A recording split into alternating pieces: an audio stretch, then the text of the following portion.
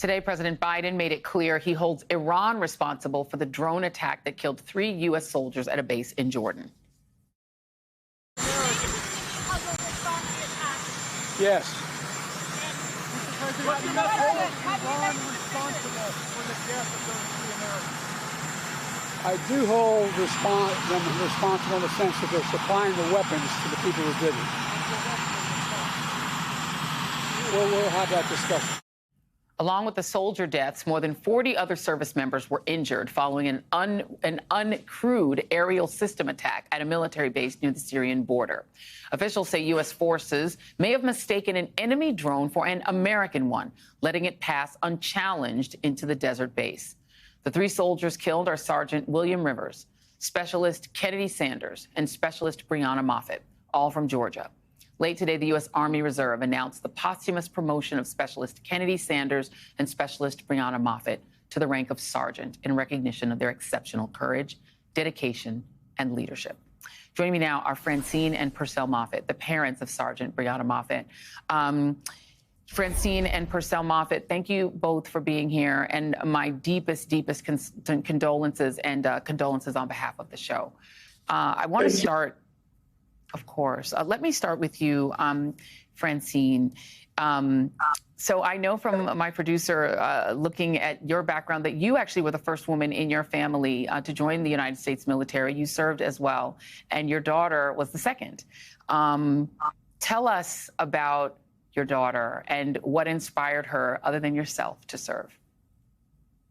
You know, she's always had her own opinion, and she's just always an amazing person.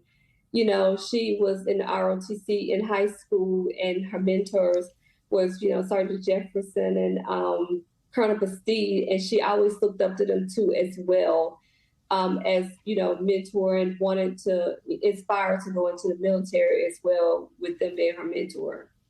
And what was her dream, her goal long term? Well, after this tour, she wanted to do one more re-enlistment so she could become sergeant. And then her long term, she was wanted to do medical.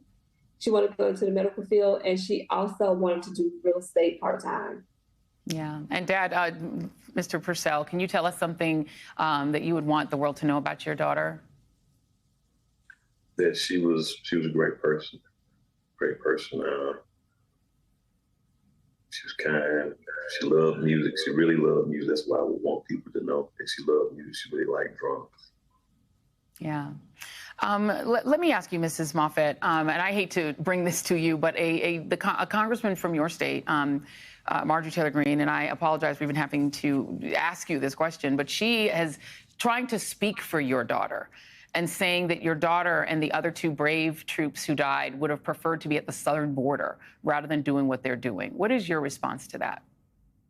No one could speak for my daughter at all, other than me, her dad, or her siblings. So we just don't want anybody to tell her story, because Marjorie Taylor Greene doesn't know her. No. We know her. We know she may rather have been where she was. She may not want to be at the southern border. I can't answer that question. Neither can Marjorie Taylor Greene. Yeah. So she can't speak for her. Mr. Moffett, you sounded like you wanted to say something as well. I agree with everything my wife said. It's about my daughter, and don't use my daughter. Yeah. What do you hope happens next? There is a lot of fear that there will be an escalation because of this. There are 40 injured soldiers. We're waiting to find out what the president will do, Mrs. Moffett. What do you hope happens in terms of the Middle East at this point? I guess I don't really have a real opinion, but I'm in very support of President Biden. Whatever he thinks is best. Yes. You agree, Mr. Moffett? Yeah. Yes, we agree.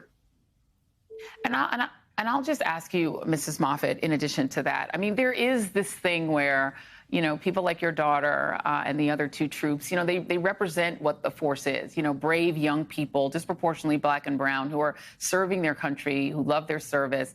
And, you know, what do you want people to understand about what drives these young people to do what they do? And because you did it as well. I did. And we want to see women in the military, because the one thing about me, I've never liked when people walk up to us, my husband and I, and they always just assume that it was my husband. Women can serve in the military too. We can have power just as much as men can have power. We can be just as strong as men. We can do the same thing.